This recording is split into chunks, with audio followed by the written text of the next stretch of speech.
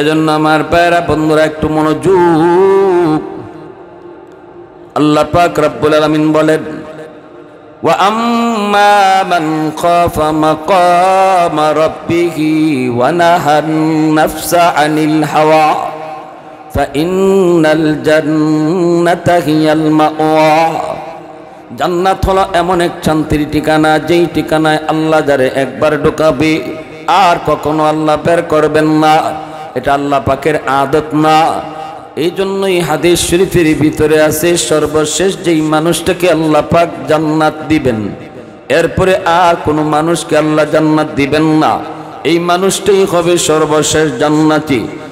হাজার হাজার কোটি কোটি বছর জাহান্নামের আগুনে জ্বলবে, কারণ তার জীবনে শুধু গুনাহ আর গুনাহ। নেকির পাল্লা বদের পাল্লা যখন ওজন করা হয়, গুনার পাল্লা তার ভারী হয়। এত ভারী ইমানটা শুধু তার আছে, আমল বলতে কিছু নাই। হাজার হাজার কোটি কোটি বছর জাহান্নামের আগুনে জ্বলবে, এরপরে তার শাস্তির মেয়াদ শেষ হবে।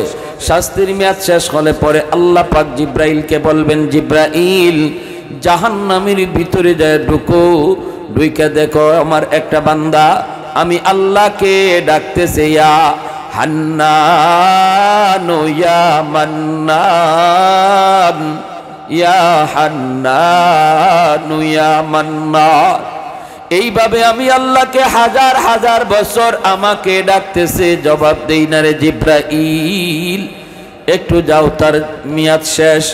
এখন তারে আমি আল্লাহ ইমানের বদৌলতে তারে জান্নাত দিব, এবং সেই হবে সর্বশেষ জান্নাতি। এরপরে আর কোন লোককে আল্লাহ জান্নাতে ঢুকাবেন না। জিব্রাইল আমিন জাহান্নামের ভিতরে ঢুকবেন। জাহান্নামের ভিতরে ঢুকার পর চারোদিকে তাকান, ডানে তাকান, বামে তাকান, সব দিকে তাকান, কিন্তু জিব্রাইল মানুষ দেখেন না, শুধু আওয়াজ শুনতে পান।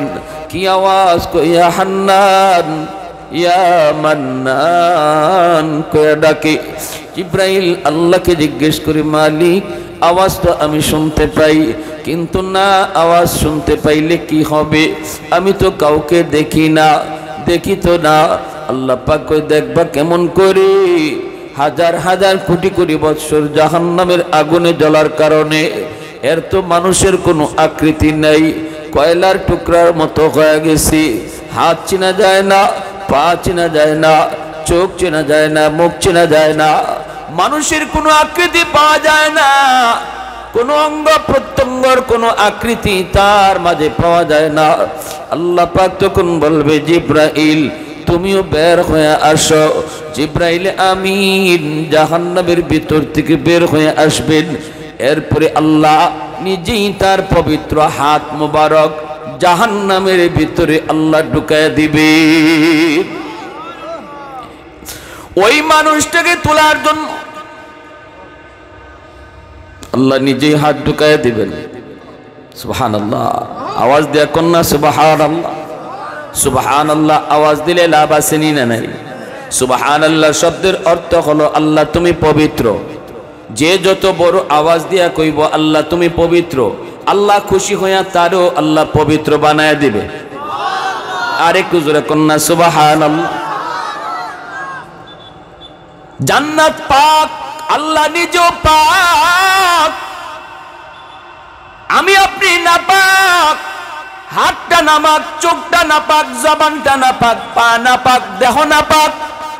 পাক জান্নাতে, পাক মালিকের পাক জান্নাতে যদি ঢুকতে হয়, নাপাক মানুষ ঢুকতে পারে না, পাক হয়ে ঢুকতে হয়।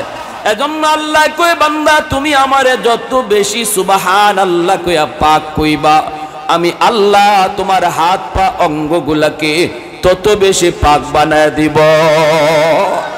হয় নাই? তাও আওয়াজ হয় নাই? জোরে কোন সুবহানাল্লাহ। আলহামদুলিমান কাদ্দারা খাইরাও ওয়া খাবালা,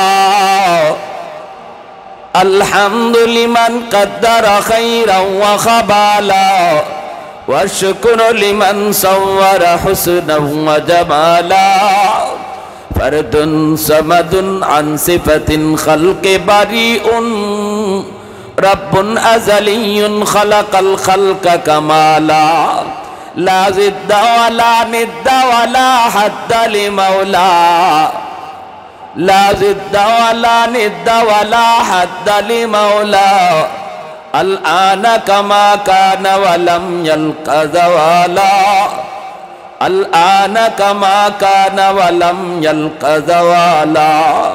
মুহাব্বতের সাথে বলেন আল্লাহু আকবার। আল্লাহু আকবার শব্দের অর্থ হলো আল্লাহ বড়। যত আমি আল্লাহরে আল্লাহ বড় কইমু, আল্লাহ মানুষের মাঝে আমারে তত বড় বানায় দিবে। আল্লাহু আকবার জোরে কর। বড় বানানো, সম্মানী করা, ইজ্জত দেওয়া, এগুলা কার কাম? আওয়াজ দিয়া। হ্যাঁ, সম্মান টাকা দিয়ে কিনতে পাওয়া যায়? কি কন? টাকা দিয়ে কিনতে পাওয়া যায় না সম্মান। ইজ্জত টাকা দিয়ে কিনা যায় না। দেন কে? ওয়া তুইজ্জু মান তাশাউ ওয়া তুযিল্লু মান তাশাউ বিয়াদিকাল খায়র। আল্লাহ পাক বলে ইজ্জত এটাও আমার হাতে, বেইজ্জতি এটাও কার হাতে? আল্লাহর হাতে। এজন্য ইজ্জত সম্মান চাইব কার কাছে? আল্লাহ পাক বলে তুমি আমারে যত বড় কইবা, আওয়াজ দিয়ে যত কইবা আল্লাহু আকবার, গড়েও আল্লাহু আকবার। আমার ঘর ছোট, আল্লাহ বড়। দোকানে গেলেও তুমি কইবা আল্লাহু আকবার, দোকান ছোট, আল্লাহ বড়। না না, চেয়ারে বইছো, এখানেও বলবা আল্লাহু আকবার। আমার চেয়ার ছোট, আমার আল্লাহ বড়। এই কথাটা তোমার দিলের ভিতরে থাকলে চেয়ারের মায়া তোমাকে নামাজ থেকে দূরে রাখবে না। এই কথা তোমার দিলের ভিতরে থাকলে দোকানের ক্যাশে বইসা নামাজ বলবা না, ঠিক না? কারণ তুমি বলেছো আল্লাহু আকবার, আল্লাহু আকবার। মুয়াজ্জিনের কণ্ঠে কণ্ঠে তুমি বলেছো আল্লাহু আকবার, আল্লাহু আকবার। হ মালিক, তুমি কইতেছো আল্লাহ মহান, আমিও কই আল্লাহ মহান। মালিক তুমি কইতেছো আল্লাহ বড়, আমিও কই আল্লাহ বড়। ওই মানুষটাই আল্লাহ বড় কয় যে এই মানুষটার কাছে দোকান বড় নয়, আল্লাহ বড়। দোকানের শাটার বন্ধ করে নামাজে হাজির হয়, চেয়ার ফালায়া মসজিদে যে হাজির হয়। ওই মানুষটার দিলের ভিতরে আল্লাহ বড়, আল্লাহ বড় থাকে। তখনই আল্লাহ পাক খুশি হইয়া তারে মানুষের মাঝে আল্লাহ তারে বড় বানায় দেয়। সুবহানাল্লাহ। হামিদ যে যত বেশি হয়, আল্লাহ তারে তত বড় মাহমুদ বানায়। জোরে কন্যা সুবহানাল্লাহ। তুমি যদি আল্লাহর বেশি বেশি প্রশংসা করো, আলহামদুলিল্লাহ যত বেশি তুমি পড়বা, যত বেশি বলবা আলহামদুলিল্লাহ, হামিদ হইবা, হামিদ হইবা, আল্লাহ তোমাকে তত বেশি প্রশংসিত বানায় দিবে, মাহমুদ আল্লাহ তোমাকে বানায় দিবে। এজন্য যেই মানুষ বেশি বেশি আলহামদুলিল্লাহ কয়, আল্লাহ তার প্রশংসাও মানুষের মাঝে ছড়ায় দেয়। সুবহানাল্লাহ। কি রে ভাই, এজন্য একটু বোঝা দরকার যে মালিকের কাছে আমার সবকিছু, আমি তারে বাদ দিয়া তার কাছে না চাইয়া কোন দিকে দৌড়াইতেছি? কার কাছে দৌড়াইতেছি? দৌড়াইতেছি কার কাছে? যিনি বড় বানায় তার কাছে তো আমি চাইবো, ঠিক কি না? আল্লাহ পাক কই, জিব্রাইল জাহান্নাম থেকে তুমি বের হয়ে আসো। আল্লাহ নিজেই জাহান্নামের ভিতরে তার হাত মোবারক আল্লাহ জাহান্নামের ভিতরে আল্লাহ ঢুকায় দিবেন। এইবার আল্লাহ নিজেই ওই মানুষটারে তার হাতের তালুতে উঠাইবেন। যেই মানুষটার হাত পা বলতে কিছু চেনা যায় না, হাজারো হাজারো কোটি কোটি বৎসর জাহান্নামের আগুনে জ্বলছে। জাহান্নামের আগুন দুনিয়ার আগুনের মতো নয়, হাজার হাজার কোটি গুণ পাওয়ার বেশি। সুবহানাল্লাহ, জোরে কোন। জাহান্নামের আগুন কি পরিমাণ আগুন জানেননি? হাদিস শরীফ আল্লাহর নবী বলেন, মানুষ সৃষ্টির পর আল্লাহ বলতেছি, জিব্রাইল জাহান্নামের মালিক দারোগাকে যায় কও একটু জাহান্নাম থেকে আগুন দিত। দুনিয়ার মানুষের রান্না বান্না করার জন্য আগুনের প্রয়োজন, একটু আগুন লাগবে, দুনিয়াতে একটু আগুন নিয়ে যাও। তিনি গেলেন আগুন আনার জন্য। ফেরেশতা জিজ্ঞেস করে, ভাই জিব্রাইল কদ্দুর আগুন তুমি নিবা? কয় একটু বুঝে বাজে দিয়া লাও। কও না কদ্দুর? কয় আঙ্গুলের কানি পরিমাণ তুমি দিয়া দাও। সাথে সাথে ফেরেশতাই কয়, ভাই জিব্রাইল এদ্দুর আগুন যদি দুনিয়ার জগতে দেওয়া হয়, তামাম দুনিয়া এই আগুনে জ্বলে পুড়ে ছাই ছাই হয়ে যাবে। তাহলে কদ্দুর? কই নখ পরিমাণ, সরিষার দানা পরিমাণ। ফেরেশতায় কই সরিষার দানা পরিমাণ আগুন যদি জাহান্নাম থেকে দুনিয়াতে দেওয়া হয়, তাহলে দুনিয়ায় গাছপালা জন্মানো বন্ধ হয়ে যাবে, এর তেজের পাওয়ারে গাছপালা সব মরে ছাই হয়ে যাবে। না না, তাও হবে না। তাহলে কদ্দুর কয় আল্লাহরে যায় জিগাও কদ্দুর নিবা। জিব্রাইল আয়া কয় মালিক আগুন আনতে পাঠাইছো জাহান্নাম থেকে, কিন্তু আনবো কদ্দুর, তা তো তুমি বলো নাই। আল্লাহ পাক রব্বুল আলামিন কয় যাও সরিষার দানা পরিমাণ আগুন পৃথিবীর সবচেয়ে উঁচা পাহাড়ের উপরে তুমি রাখবা। এই সরিষার দানা পরিমাণ আগুনটা পাহাড় ছিদ্র হইয়া 7 জমিন ছিদ্র হইয়া সে আবার তার ঠিকানা জাহান্নামেই চলে যাবে। শুধু দোয়া ছেড়ে যাবে, দোয়া। এই দোয়া থেকে দুনিয়ার আগুনের জন্ম। সুবহানাল্লাহ। এই আগুনের তেজের মধ্যে হাজার হাজার কোটি কোটি বৎসর জাহান্নামের আগুনে জ্বলার পর ওই মানুষটাকে আল্লাহ পাক তার হাতের তালুতে উঠাইছেন। উঠে আল্লাহ জিজ্ঞেস করে, বান্দা কেন তুই আমার এইভাবে ডাকতেছ, একটু ক। আবে হায়াতের পানি দিয়ে আল্লাহ তারে দোয়া মাত্রই সাথে সাথে তার নাক মুখ হাত পা গুলি বের হবে। এইবার আল্লাহ জিজ্ঞেস করবে, কেন আমারে ডাকো? আমারে ডাকার জায়গা জাহান্নাম নয়, আমাকে ডাকার জায়গা কবর নয়, আমাকে ডাকার জায়গা ছিল দুনিয়ার জগৎ। উলামায়ে কেরাম তোমারে কত করে ডাকলো, কিন্তু ডাকে সাড়া দাও নাই। দাওয়াত ও তাবলীগ ওয়ালারা কত করে তোমারে বুঝাইলো, ওই দিন তাদের ডাকে তুমি জবাব দাও নাই, সাড়া দাও নাই। দুনিয়ায় যদি আমাকে একবার তুমি ডাক দিতা, আমি 70 বার তোমার ডাকে জবাব দিতাম। জোরে কোন সুবহানাল্লাহ। এজন্য হাদিস শরীফে আল্লাহর নবী বলেন, এই জমিনে যে যতবার আল্লাহরে ডাকতেছে ততবারই আল্লাহ তার ডাকে জবাব দিতেছে। কেউ হয়তো দুনিয়াতে জবাব পায়, কখনো কখনো আল্লাহর জবাব পায়। কেমনে পায় আল্লাহ? তুমি এটা দিও, আল্লাহ কখনো দেয় কখনো দেয় না। কিন্তু আল্লাহরে যে ডাকছে, এই ডাকটা হাসরের মাঠে আমল নামায় যায় পাবে। আল্লাহ এই আমলটা করতে গা, এটা তো আমি করছি না। আল্লাহ খুব বান্দারে তুমি আমার কাছে ডাক দিয়ে এটা চাইছিলা, আমি তোমার দুনিয়াতে এটা দিছি না, কিন্তু ডাক আমি বৃথা দেই নাই, ওই ডাকের সওয়াবটা আমল নামায় উঠাইয়া দিছি।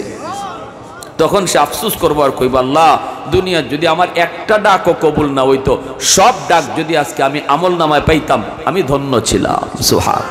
আমরা আল্লাহর কাছে নগদ নগদ চাই আর কখনো মন খারাপ করে ফেলি, এত ডাকি আল্লাহ রে, কই আল্লাহ তো আমার ডাক শোনে না। হাসরের মাঠে আপনি তখন নিজেই কইবেন, আমার একটা ডাকও যদি আল্লাহ দুনিয়া কবুল না করতো আর সব ডাক আমি আইয়া আমল নামায় পাইতাম, তাহলে আমি তো কামিয়াব।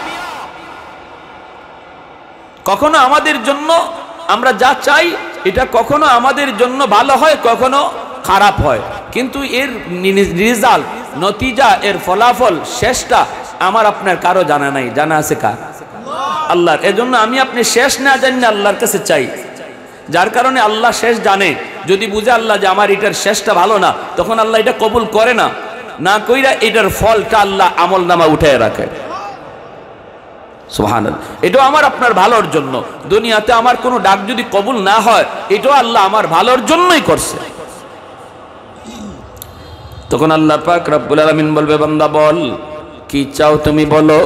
কই মালিক আমাকে তুমি জাহান্নামের নিচে ফেলায়া রাখছো, আল্লাহ দয়া করে যদি তুমি আমাকে জাহান্নামের উপরে উঠায় রাখতা, তাহলে তুমি তো রহমান, তুমি তো রহিম, আল্লাহ তুমি তো চাইলে পারো। আমি তো উলামায়ে কেরামের মুখে শুনেছি তোমার নাম রহমান, তোমার নাম রহিম। আল্লাহ আমার আমল নাই, আমি নামাজ কালাম পড়ি নাই, কিন্তু ঈমান ছিল, এজন্য তুমি দয়া করছো। ও মালিক একটু দয়া কইরে যদি আমারে উপরে উঠাইয়া দরজার কিনারায় রেখে দিতা, তোমার নাম তো রহমান। আল্লাহ পাক কয়, বান্দা ঠিক আছে আমি তোর আবদার রাখলাম। জাহান্নামের তল থেকে উঠাইয়া আল্লাহ পাক জাহান্নামের গেইটের পাশে রাখবেন, বাইর করবেন না, জাহান্নামের ভিতরেই, কিন্তু নিচ থেকে উপরে উঠে দরজার কিনারও। আর আল্লাহ কইতেছে, বান্দা ওয়াদা কর, আর কিছু চাইবি না। আল্লাহ ওয়াদা করলাম, আর কিছু চাইবো না। একটু পরে আবার ওয়াদা বললা, আবার ডাক শুরু করছে আল্লাহ রে, ইয়া হান্নান ইয়া মান্নান। আল্লাহ পাক বলে, বান্দা আবার কেন ডাক দিলি? কয় আল্লাহ তুমি আমারে যেই জায়গায় রাখছো, এই জায়গাটা দরজার পাশ, এই পাশে না নাইকা দরজার ওই পাশেও তো তুমি রাখতে পারো। এটা যেমন দরজার পাশ, ওই জায়গাটাও তো দরজার পাশ। সুবহানাল্লাহ। বলুন তো আপনারা, দরজার এই পাশ আর ওই পাশে বেশকম আসেনি না নাই? বেশকম আসেনি না নাই? আল্লাহ পাক বলে, বান্দা দরজার এই পাশ আর ওই পাশে কি পরিমাণ বেশকম তুইও বুঝো, আমিও বুঝি, কিন্তু আমারে কওয়ার সময় তুই ঘুরায়া কইছু। ঠিক আছে বান্দা, তোর এই কথাটাও আমি বুঝছি, তুই জাহান্নাম থেকে বের হতে চাস, যা আমি তোরে জাহান্নামের বাহিরে দরজার কাছেই রেখে দিলাম, কিন্তু আদা কর এরপরে আর কিছু চাইবি না। কই মালিক ওয়াদা করলাম আর কিছু চাইমু না, আর কিছু চাইমু না। জাহান্নামের বাহিরে দরজার পাশে রেখে দেওয়ার পর একটু পরে সে চায়া দেখে, ওই যে দূরে দেখা যায় জান্নাতের গেট। জান্নাতের গেটগুলি দেখা মাত্রই আবারও আল্লাহকে ডাক শুরু করবে। জান্নাতুল ফেরদাউস, জান্নাতুল নাঈম, জান্নাতুল মাওয়া, ওই জান্নাতের গেটগুলি দেখা মাত্রই আবারও আল্লাহকে ডাক দেওয়া শুরু করে। রব্বুল আলামিন আবার জিজ্ঞেস করে, বান্দা আবার কেন ডাক দিলি, আবার কেন ডাক দিলি? কই মালিক আমাকে তুমি যেই জায়গায় রাখছো এই জায়গাটা জান্নাতের ভিতরেও না, জাহান্নামের ভিতরেও না, এখানে রাখা যায় কথা জান্নাতের গেটের পাশে রাখা এক কথা ওই।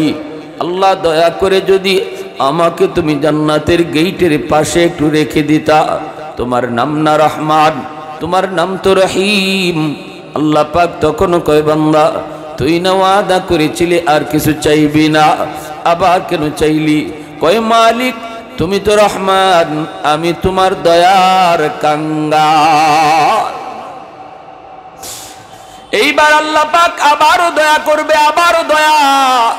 আল্লাহ কইব, বান্দা যা, তোরে আমি জান্নাতের গেটের পাশে এনে রেখে দিলাম রে, তবে শেষমেশ ওয়াদা কর আর কিছু চাইবি না।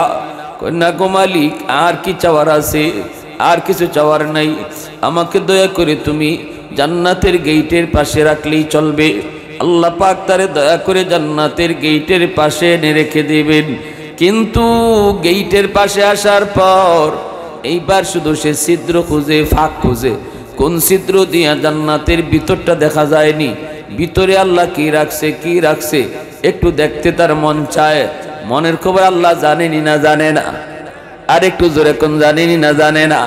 আল্লাহ তার মনের খবর জানা মাত্রই জান্নাতের গেটটা আল্লাহ একটু খুলে দিবে।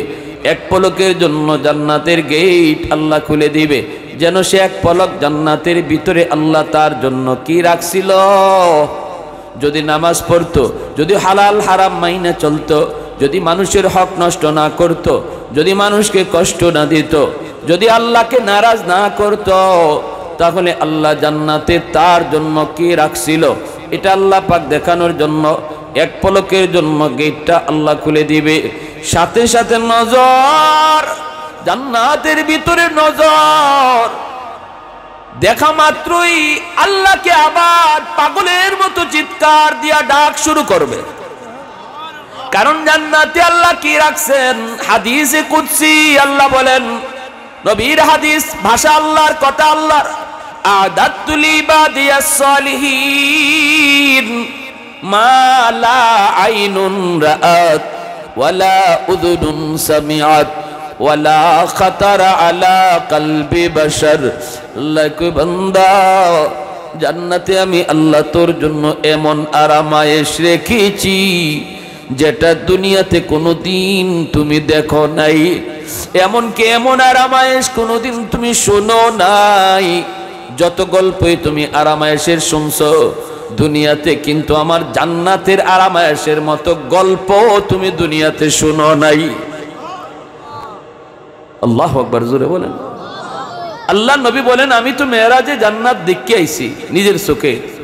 হাদিস শরীফে আল্লাহ পাক জান্নাতের যত আরামায়েশের কথা কইছে, আর আল্লাহ কোরআনও যত জান্নাতের কথা শুনাইছে, আমি নিজের চোখে যা দেখে আইছি, আল্লাহ এক ভাগ আমাগরে জানাইছে, 99 ভাগ জানাইছে ওই না এটা জান্নাতই রইছে। 99 ভাগ জান্নাতে রইছে, এটা আল্লাহ কই নাই, এটা আল্লাহ নবী নিজে দেখে কইছেন। এরপরে নবী বলছেন, জাহান্নামের বিবরণও আমরা হাদিসে আর কোরআনে যা শুনছি, নবী বলেন এটা মাত্র এক ভাগ। 1 ভাগ 99 ভাগ কষ্ট জাহান্নামে আমি নিজের চোখে দেখে আসছি। জোরে কন্যা সুবহানাল্লাহ। এইবার জান্নাতের আরামায়েশ দেখার পর আবার আল্লাহকে ডাক শুরু করবে, ইয়া হান্নান ইয়া মান্নান। আল্লাহ জিজ্ঞেস করবে, বান্দা আবার কেন তুই ডাক দিলি? তখন কই, মালিক আমাকে তুমি জান্নাতের গেট পর্যন্ত দয়া করে তুমি আনছো, এতদূর পর্যন্ত আওয়ার কোনো আমার ক্ষমতা ছিল না, আমার তো আমল নাই, আমার তো পুঁজি নাই, কেমনে তোমারে কই তুমি আমারে জান্নাত দিয়া দাও।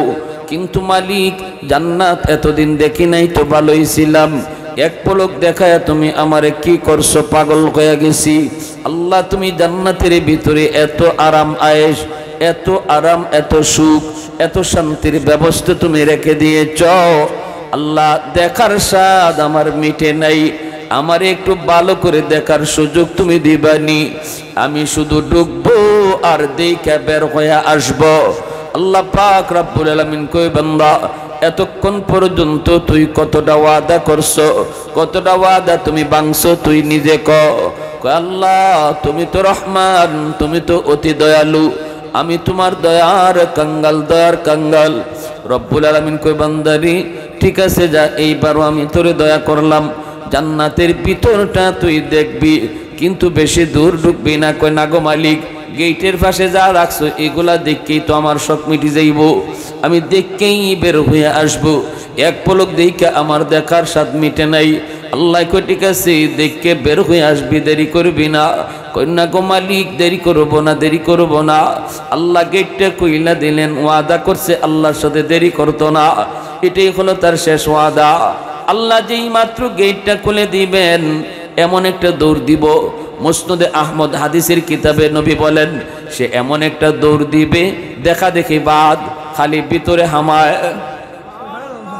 তার মনে ইচ্ছা হইল বাইরেতেও যেন সময় লাগে। সুবহানাল্লাহ, আল্লাহ তোমার বাইর করে দিব, তো বাইরেতেও যেন সময় লাগে, তা আগে হামাই লই যদ্দুর পরে, এরপর আইবার সময় দেখে দেখে আই মনে। এখন খালি ভিতরে ঢুকে দিছে আল্লাহ দমক, এই বান্দা থাম। এটা কথা আসিল নি? কথা কি এটা আসিল? বাইরো, সেই আল্লাহ কইছে বাইরো, তখনই আল্লাহ তুমি আমারে বাইর করে দিবা। আল্লাহ আমি বাইর করতাম কেন? তুই তো নিজেই কইলে বাইরে আইবে। কয় আমারে যদি তুমি এখন বাইর করে দেও তাহলে তোমার ওয়াদা ভাঙ্গা হইব। আল্লাহরে কয়, কথা বুঝেননি আপনারা? হ্যাঁ হুঁ কইরেন একটু। কয় আমারে যদি তুমি এখন বাইর করো তাহলে তোমার ওয়াদা ভাঙ্গা হইব। আল্লাহ পাক আশ্চর্য হয়ে গেছে। আল্লাহ কয়, এই তুই ইডিকি দেখো, আমি তোর সাথে কখন ওয়াদা করলাম? এতক্ষণ পর্যন্ত খালি তুই ওয়াদা করলে আর বাংলে, আমি ওয়াদা করলাম কখন আর বাংবো কখন? ওয়াদা তোর সাথে আমি করলাম কই, তুই তো ওয়াদা করলে আর বাংলে। তখন আমার সাথে ওয়াদা করছো না, কিন্তু আমি হুজুররার মুখে শুনছি আল্লাহ তুমি কোরআনে ওয়াদা করছো যারে একবার জান্নাতে ঢুকাইবাই আর বাইর করতাই না, এটা তোমার ওয়াদা নেই। সুবহানাল্লাহ, আস্তে কইবেন, আর একটু জোরে কইবেন না? তখন আল্লাহ পাক রব্বুল আলামিন কো, বান্দারি চালাকিটা তো কম করলি না, তো নামাজের হিসাব নাই, নামাজের খবর নাই, কিন্তু আমার ওয়াদার খবর ঠিকই রাখছো। তো তুমি যা শুনছো ঠিকই শুনছো, আমি আল্লাহর এটা ওয়াদা, আমি যারে জান্নাতে একবার ঢুকাই আর বের করি না। জান্নাতের বৈশিষ্ট্যই হলো যে ঢুকে আর বাইর না। যাও তুমি যখন তুমি কি হইছে এখন? কয় আমি তো জান্নাতে কোনোভাবে না কোনোভাবে ঢুকে পড়ছি,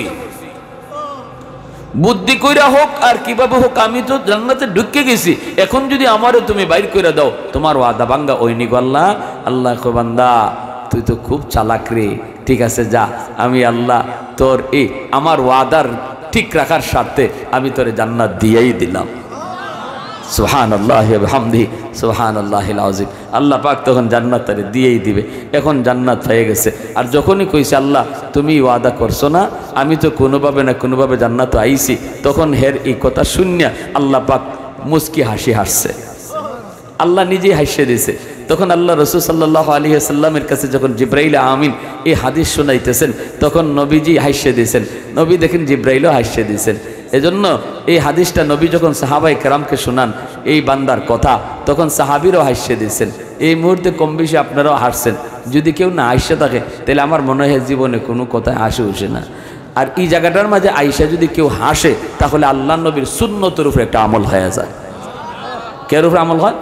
নবীজির একটা হাসির সুন্নত কিয়ামত পর্যন্ত জারি থাকবে। কেমন চালাকিটা করছে সে, কত সুন্দর কথা কইছে আল্লাহর সাথে, আল্লাহ পাক নিজে হাসিয়ে দিছে তার কথা শুনে। তখনই আল্লাহ নবী সাহাবীদেরকে এই কথা শুনাইছেন, সাহাবায়ে কেরামও হাসিয়ে দিয়েছেন। এই জন্যই এই হাদিসটার একটা পরিভাষায় নাম আছে, হাদিসের পরিভাষায় হাদিসে মুসালসাল বিদ্দেহেক, হাসির হাদিস। এখানেও আইসা হাসলে সুন্নতের উপর আমল হয়। নবীকে সাহাবীরা জিজ্ঞেস করে নবীকে হাসলেন কেন? আল্লাহ নবী কয়, দৌড়ু মিয়া আসমুনা মানে জিব্রাইল আমারে হুনায়, আমি দেখি জিব্রাইলও হাসিয়ে দিছে। আমি জিব্রাইলে জিজ্ঞেস করলাম, ভাই জিব্রাইল তুমি হাসছো কেন? জিব্রাইল এখন নবী কয় আমারে জিগায় কি তুই, তো আল্লাহ নিজেই হাসিয়ে দিছে। এর কথা শুনে আল্লাহ নিজেই হাসিয়ে দিছে। এইবার আল্লাহ যখন তারে কইছে ঠিক আছে যাও তোমার জান্নাত দিয়ে দিছে, এখন দেহের খুশি, কি খুশি, কই যাইব কই গে বইব। কিন্তু যেখানেই বয় এখানে আরেকজনে তুললে দেয়, কারণ হে তো সবার পরে ঢুকছে। ইজতেমার মাঠও যদি আপনি সবার পরে যান জায়গা পাইবেন নি, উগলাটা বিছাইবেন খালি এমনি দুইজন দৌড়ে আইব, আইয়া কইব আমি বাড়ি কইবেন সিলেট, দৌড়ুমি এটা নোয়া খালি সিলেট ও ভাই, তো আপনি গানকে বিছাইবেন আরো দুজন দৌড়ে আইব। অত পরে আইসো কাল লাগে সিলেটি মানুষ, এটা কুমিল্লা ওই কেন ছিলে, আপনারা ফাটাইতে একবারে ওই এয়ারপোর্ট ফাটাইব। মোনাজাতের আগে গেলে কি ইস্তেমার মাঠে জায়গা পাওয়া যায়? তো এই মানুষটা হইল সবার শেষ জান্নাতি, এরপরে আর কেউ আল্লাহ জান্নাত দিতই না। তো তাহলে বুঝেন তার আগে কি পরিমাণ মানুষ জান্নাত গেছে। সবাই তো জান্নাত যার যার জান্নাত লইয়া বই গেছি গা। এখন হে গিয়া ওই মজা ভাইয়া আর সুখ দেখিয়া বুইয়া জমিদার দখল করতে চায় ইসরায়েলের মতো, চেনানি? ইসরায়েলিরা এরা কি ফিলিস্তিনের জমির মালিক? প্রকৃত মালিক কেডা? ফিলিস্তিনিরা। ইসরায়েলিরা হইল রিফুজি রোহিঙ্গা। খালি রোহিঙ্গা না, রোহিঙ্গার গড়ের রোহিঙ্গা। এরার বাপ দাদা 14 গোষ্ঠী বাদান না। এরারে ফিলিস্তিনের মানুষের মায়া করে জায়গা দিছিল, তুমি কেন থাকো, জায়গা যখন কেউ দেয় না। জার্মানি হিটলার একদিনে 60 লাখ মেরে সাফ করে ফেলাইছে, কয়েকটারে রাখছে 20, কয় যা তারা যাবায় মন চায়। পৃথিবীর মানুষ একটু বুঝুক ইহুদি জাত কত খারাপ, নাইলে আমারে গাল্লিব সারা জীবন, তোরারে 20 রেখে গেলাম। এখন এই কয়েকটা 20-এ যাইব কই, জায়গা তো পায় না। বড় বড় জাহাজে কইরা ফিলিস্তিনের মানুষের কাছে প্লেকার্ডের মধ্যে বড় বড় লেখা আছিল ইংরেজিতে, একটু দয়া করো, একটু দয়া করে একটু জায়গা দাও। হাত জোর করে এইভাবে কইছে। ফিলিস্তিনের মানুষের দয়া দেখাইয়া তাদেরকে একটু জায়গা দিছে। এই বাদান মেয়ে জায়গা পাইয়া এই জায়গা দখল কইরা প্রতি রাত খালি শিম ঠেলতে আজকে অমুকের বাড়ি, কালকে তমুকের বাড়ি, আজকে অমুকরে মারে, কালকে তমুকরে মারে, মাইরা 100 ভাগ জায়গার মধ্যে 75 ভাগ জায়গা এই ইসরায়েলিরা দখল করে লই গেছি। 25 ভাগ জায়গা আছে মূল মালিক বলতেন, এই 25 ভাগ জায়গার মধ্যেও থাকতে দিবে না। এটা লই হয়েছে বর্তমানে যুদ্ধ। ওই যে 75 ভাগ যেটা দখল করছে এইটা কিন্তু ফিলিস্তিনের মানুষরা চাইতেছে না। তারা যে 25 ভাগ লইয়া আছে মুসলমানরা, এই জায়গাতেও থাকতে দিবে না, এখান থেকেও তুললে দিবে। এটা জুলুম না? জোরে বলেন জুলুম না? কত বড় জুলুম এটা! তোমারে থাকার দয়া কইরা আমি থাকার জায়গা দিলাম, আর আজকে তুমি আমার জায়গার মাঝে ঘর বানাইয়া আমারে বাড়ির থেকে বাইর করে দিতেছো। কত বড় জুলুম! এই জুলুমের সাপোর্ট দিতেছে বিশ্ব মুরল, সবচেয়ে বড় জালিম আমেরিকা। সে হলো সবচেয়ে বড় জালিম, সবচেয়ে বড় সন্ত্রাসী। সে আজকে সাপোর্ট দিতেছে এই বর্বর ইহুদিদেরকে, জালেমদেরকে। আওয়াজ নাই, আরব নেতাগুলোর আওয়াজ নাই। সৌদির বাদশা কথা কয় না, মিশরের বাদশা সিসি কথা কয় না, জর্দানের বাদশা কথা কয় না, সীমান্তে ওরা ফিলিস্তিনের। অথচ ফুকাহায়ে কেরামের ফতোয়া হলো যেখানে জিহাদ চলে, বর্ডারে যে মুসলমান দেশ আছে তাদের প্রত্যেকের উপরে ফরজ হয়ে যায় জিহাদের শরীক হওয়া। সৌদির বাদশা শাকের আইনা গানের অনুষ্ঠান করে, শাকের আইনা সৌদিতে গানের অনুষ্ঠান করে, যাত্রা করে, আর এদিকে ফিলিস্তিনে মুসলমানের রক্ত ঝরে, শিশু বাচ্চাগুলি রক্ত ঝরে। শিশু হত্যা করা এটা কোনো আইনেই এটা হয় না, সাপোর্ট দেয় না। শুধু মুসলমান না, আন্তর্জাতিক আইনেও শিশুদেরকে হত্যা করা যায় না। শিশুরা নিষ্পাপ, নিরপরাধ, মাসুম, অবুঝ, ওরা জানে না কে দুশ্মন। শিশুদের কাছে সবাই হলো আপন। আজকে সেই শিশুরা বর্তমানে ইসরায়েলের প্রেসিডেন্ট নেতানিয়াহুর হাতে নিরাপদ নয়। ফিলিস্তিনের শিশুগুলো আজকে নেতানিয়াহুর হাত বাচ্চাদের রক্তে লাল। আর মুসা নবীর জমানায় ফেরাউনের হাত ছিল শিশু বাচ্চাদের রক্তে লাল। তাহলে বর্তমানে নব্য ফেরাউন হলো ইসরায়েলের প্রধানমন্ত্রী, ঠিক কিনা? মুসা নবীর জমানায় আসছিল মূল ফেরাউন, আর বর্তমানের নব্য ফেরাউন হলো নেতানিয়াহু। তো আওয়াজ নাই মুসলিম দেশগুলা কোথায়? সৌদির বাদশাহ জবাব দেওয়া লাগবে আল্লাহর সামনে। রেডি থাকো আমার নবীর সামনে জবাব দিতে, ঠিক কিনা? আল্লাহ নবী বলবেন যেদিন আল মুসলিমুন কা জাসাদিন ওয়াহিদ ইনিস্তাকা আইনুহু ইস্তাকা কুল্লুহু, এই কথার জবাব দাও। কিন্তু আমরা আমাদের বাংলাদেশের সরকার প্রধান মাননীয় প্রধানমন্ত্রীকে ধন্যবাদ জানাই, ইনি ওপেন ফিলিস্তিনের পক্ষ নিয়েছেন, সাহস আছে। আন্তর্জাতিক আদালতে ইসরায়েলের বিরুদ্ধে মামলা হয়, বাংলাদেশ সাপোর্ট দেয়, মামলায় জড়িত হয়। অথচ আরব দেশের কোন নেতার সাহস ছিল না ইসরায়েলের বিরুদ্ধে মামলা করার, ইসরায়েলের বিরুদ্ধে ভোট দেওয়ার। বাংলাদেশ সরকার এই সাহস করেছে, আলহামদুলিল্লাহ বলি, জোরে কোন আলহামদুলিল্লাহ। কিন্তু এর জন্য বাংলাদেশ সরকার যদি কোনোদিন আমাদেরকে সরাসরি জিহাদে অংশ নেওয়ার সুযোগ দেয়, মজলুম মুসলমান আর স্বাধীনতাকামী মুক্তিকামী ফিলিস্তিনের মানুষের পাশে দাঁড়ায়া তাদের অধিকার আদায়ের আন্দোলনে যদি বাংলাদেশের মুসলমান তোমার সামনে সুযোগ তৈরি হয় ফিলিস্তিনে যাওয়ার, সরকার বাহাদুর যদি আমাদেরকে সেই সুযোগ তৈরি করে দেয়, কোন কোন নওজোয়ান তৈয়া আছো, হাত উঠে একটু আল্লাহকে দেখাও।